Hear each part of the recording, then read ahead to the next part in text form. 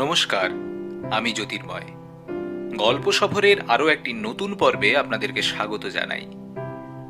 আজকের গল্প শ্রী ধীরেন্দ্রলাল ধরের লেখা ঐতিহাসিক প্রেতাত্মা। গল্প পাঠে আমি জ্যোতির্ময়। শুরু হচ্ছে ঐতিহাসিক প্রেতাত্মা।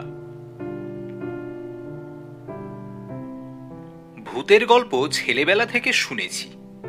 কতজনের কত রকমের কাহিনী, কারো শোনা কথা, আবার কারো বা নিজের চোখে দেখা। কেউ অপঘাতে মরেছে, তারপর ভূত হয়ে দেখা দিয়েছে। গয়ায় পিণ্ডদানের পর আর দেখা যায়নি। কেউ বা খুন হয়েছে, তারপর হত্যাকারী ফাঁসিতে না ঝোলা পর্যন্ত তার বারবার আবির্ভাব ঘটেছে। কোথাও বা অতর্কিতে প্রেতাত্মা কারো স্কন্ধে ভর করে অনেক গোপন কথা প্রকাশ করে দিচ্ছে। এমনই কত একক ভূতের কাহিনী। আবার দলবদ্ধ ভূতের আবির্ভাবের কথাও আছে। প্রথম বিশ্বযুদ্ধের পর ফ্রান্সের যুদ্ধক্ষেত্রে হাজার হাজার সৈনিকের ছায়া দেখা দিয়েছে। দ্বিতীয় বিশ্বযুদ্ধের পর পারমাণবিক বোমায় নিহত হিরোশিমা শহরের সমস্ত নগরবাসীদের জীবন্ত দেখা গেছে ইত্যাদি। মৃত্যুর পরে যে একটা দুর্বোধ্য লোক আর তার রহস্যের প্রতি মানুষের ঔৎসুক্যের অভাব নেই। প্রেতাত্মার কাহিনী সেই রহস্য লোককে আরো রহস্যময় করে তোলে। মানুষ তাই ভূতের গল্প বলতে ও শুনতে ভালোবাসে। সাধারণ ভূতের গল্প আমিও অনেক বলতে পারি। সেসব গল্প সারা রাত ধরে শুনলেও ফুরোবে না। তবে রাজা বাদশার ভূত নিয়ে একটি গল্প আমি শুনেছি, সেই গল্পটিই বলি। ঘটনাটা আজকের নয়, 18 শতকের ব্যাপার। মারাঠাদের তখন প্রচণ্ড প্রতাপ। ভারতের দক্ষিণ ও পশ্চিম প্রান্ত থেকে তারা বারবার পূর্ব ও উত্তরাঞ্চলে হানা দিচ্ছে। দিল্লির বাদশাহ অবধি টাকা দিয়ে তাদের খুশি রাখতে উৎসুক। রাজস্থানের রাজপুত শক্তি ঘরোয়া বিবাদে নিঃস্ব এবং শক্তিহীন। মধ্য ভারত তখন রীতিমতো একটা অরাজক অঞ্চল। কোন রাজা যে কবে কোন রাজ্য আক্রমণ করবেন, কোন রাজা হেরে যাবেন ও তার রাজধানী লুণ্ঠিত হবে, তার কোনো ঠিক ঠিকানা নেই। লড়াই এবং লুঠের একটা ঝোড়ো হাওয়া শান্তি ও স্বস্তি দেশ ছাড়া করে দিয়েছে। জয়পুরের মহারাজার সঙ্গে যোধপুরের মহারানার চলছিল বিবাদ। জয়পুরের মহারাজা ঈশ্বরী সিং কোনো মতেই সব দিক রক্ষা করতে পারছিলেন না। অনেকগুলি যুদ্ধে বারবার তিনি হেরে গেলেন।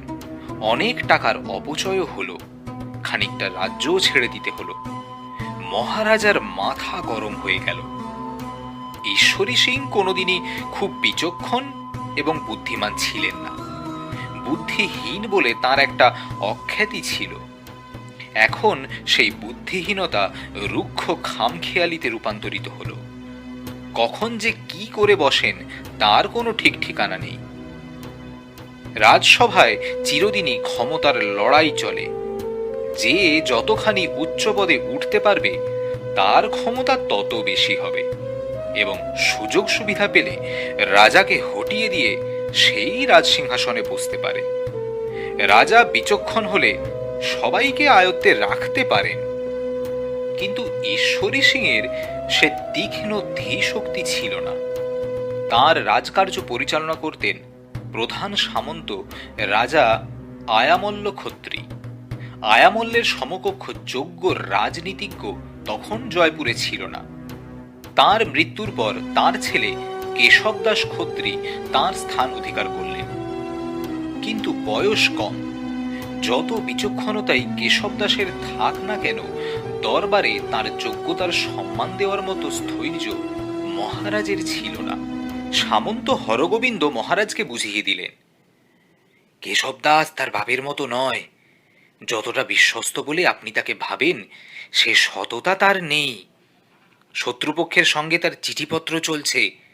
একটু সুযোগ পেলেই সে আপনাকে সিংহাসন থেকে নামিয়ে দেবে। তাতে তার লাভ? মহারাজ জিজ্ঞাসা করলেন।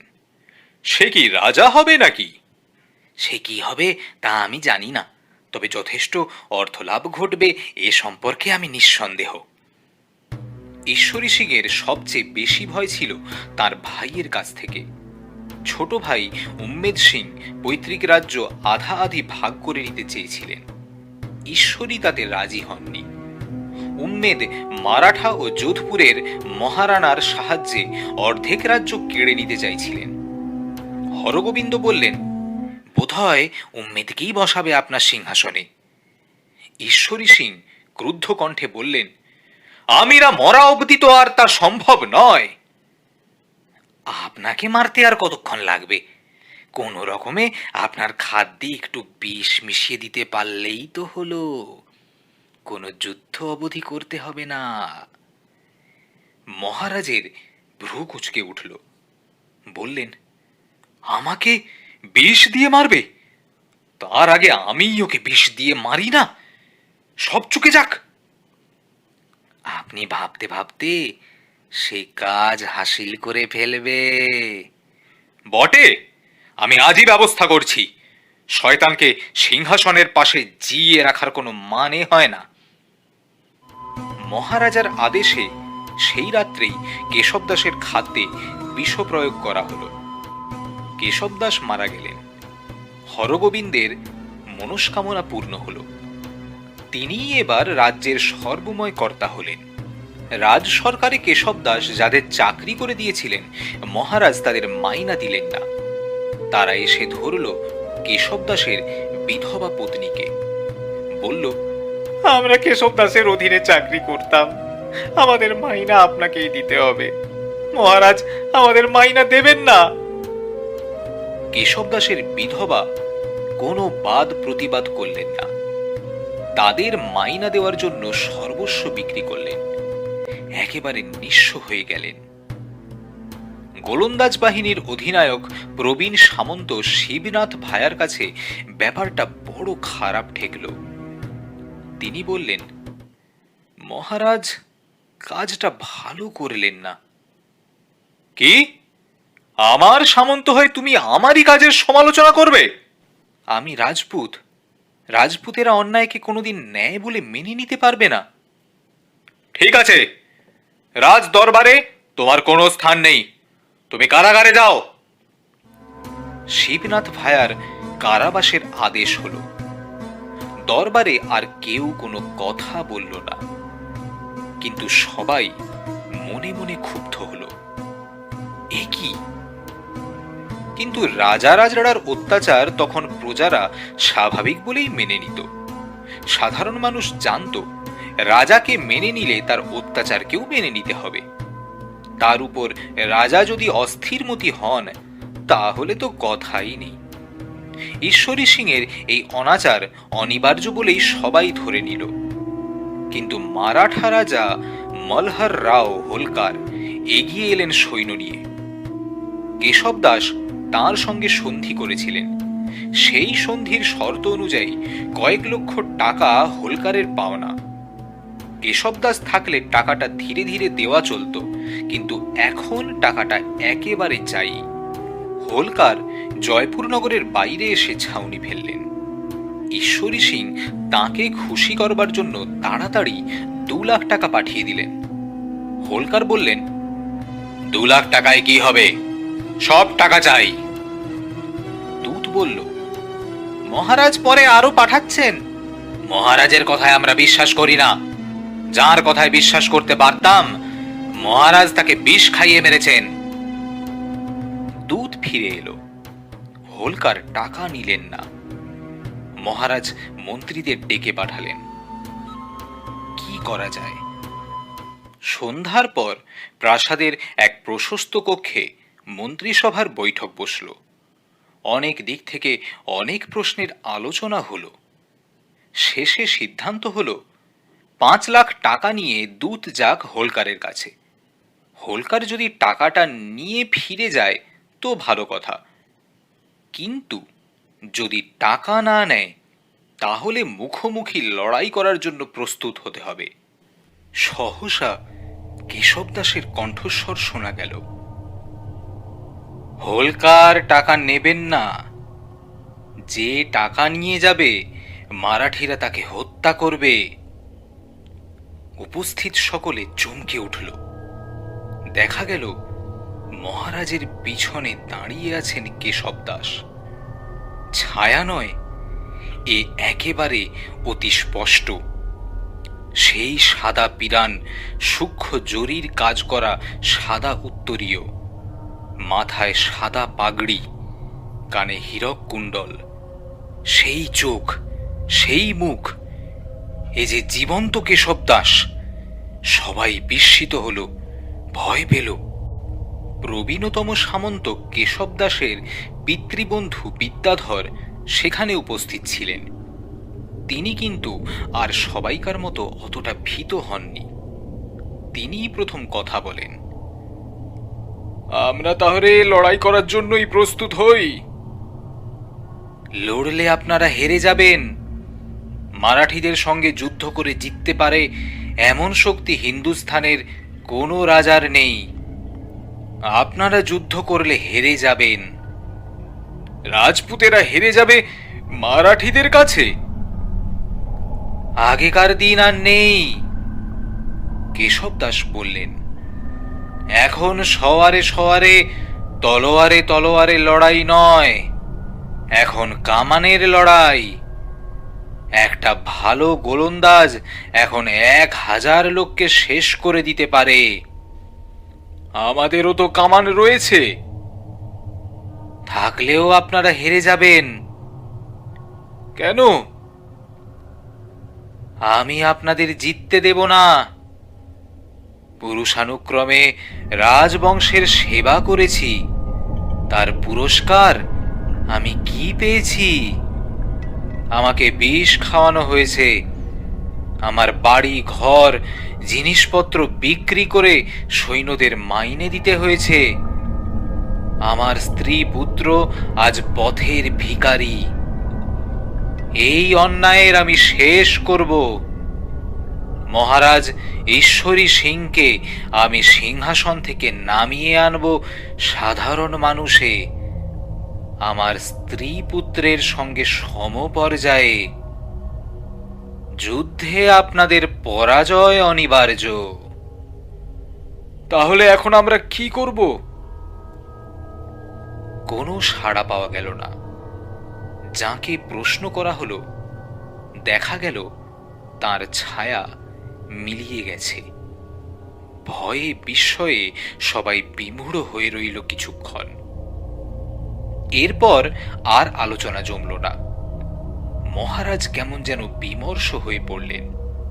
তারপর সহসা আলোচনার মাঝে উঠে পড়ে বললেন, আপনারা আলোচনা করে স্থির করুন। আপনারা যা বলবেন আমি তাই করব। কাল সকালে আপনারা আপনাদের সিদ্ধান্ত আমায় জানাবেন। মহারাজ উঠে চলে এলেন প্রাসাদ সংলগ্ন উদ্যানে।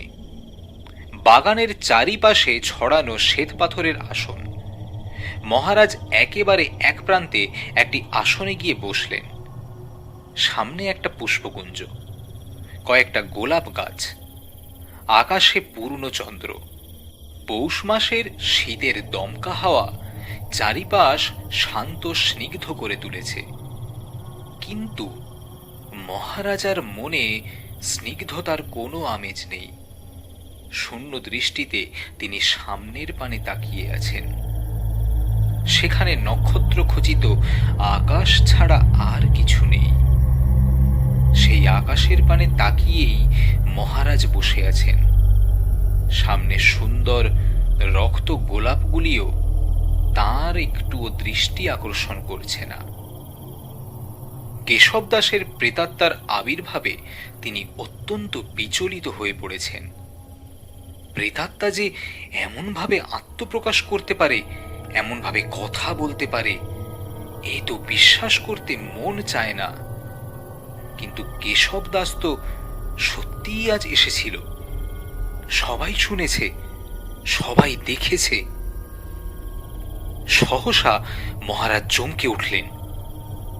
বাগানের লাল পথ দিয়ে এগিয়ে আসছে। ও কে? কেউ? কেশব দাস? ছায়া সামনে এসে দাঁড়ালো। মহারাজও আসন ছেড়ে উঠে পড়লেন, তলোয়ারের হাতলটা চেপে ধরলেন। কেশব দাস কিছু বলল না, চুপ করে তাকিয়ে রইল। মহারাজ খানিকক্ষণ চুপ করে থেকে সহসা কেঁপে উঠলেন, চিৎকার করে উঠলেন, কি চাও? মৃত্যু, মৃত্যু? আপনাকে মরতে হবে। ছায়া এগিয়ে এলো। মহারাজ তাড়াতাড়ি দুপা পিছিয়ে এলেন। ছায়া আরো এগিয়ে এলো। মহারাজ আরো দুপা পিছিয়ে গেলেন। ছায়া আরো এগিয়ে এলো। মহারাজ চকিতে তলোয়ারখানি টেনে নিয়ে বাড়িয়ে ধরলেন। মুহূর্তের মধ্যে ছায়াটি মিলিয়ে গেল। মহারাজ আর সেখানে দাঁড়ালেন না, দ্রুত পদে ফিরে এলেন প্রাসাদে।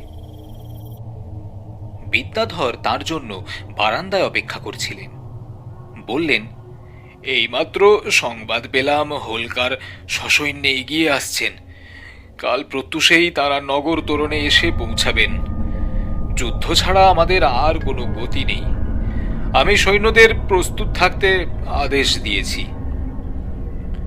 বেশ করেছেন। বলে আর কোনো কথা না শুনে মহারাজ অন্তঃপুরের দিকে চলে গেলেন। সামন্ত বিদ্যাধর স্তব্ধ হয়ে দাঁড়িয়ে রইলেন। এত বড় গুরুতর বিষয়ে এমন সংক্ষিপ্ত ভাষণে তিনি ব্যথিত হলেন। নিজের ঘরে গিয়ে মহারাজ শয্যায় শুয়ে পড়লেন। পরিচারককে ডেকে বললেন, রাত্রে আর কিছু খাবো না, শরীরটা খারাপ। মহারাজ চুপ করে শুয়ে রইলেন শয্যার উপর। হঠাৎ দেওয়ালে আবার সেই ছায়ামূর্তি। মহারাজ শয্যার উপর উঠে বসলেন। ছায়ামূর্তি বলল, যুদ্ধে তোমার পরাজয় অনিবার্য। হোলকার একবার তোমাকে ধরতে পারলে তোমার মাথা কেটে নেবেন। কেশব দাসের হত্যা তিনি ক্ষমা করবেন না। তার চেয়ে সসম্মানে বিষ পানে আত্মহত্যা করা ভালো। আমি বিষ খাবো? না না, আমি বিষ খেতে পারবো না। ছায়ামূর্তি হাসল। সাদা দাঁতের বাটি চিকচিক করে উঠল।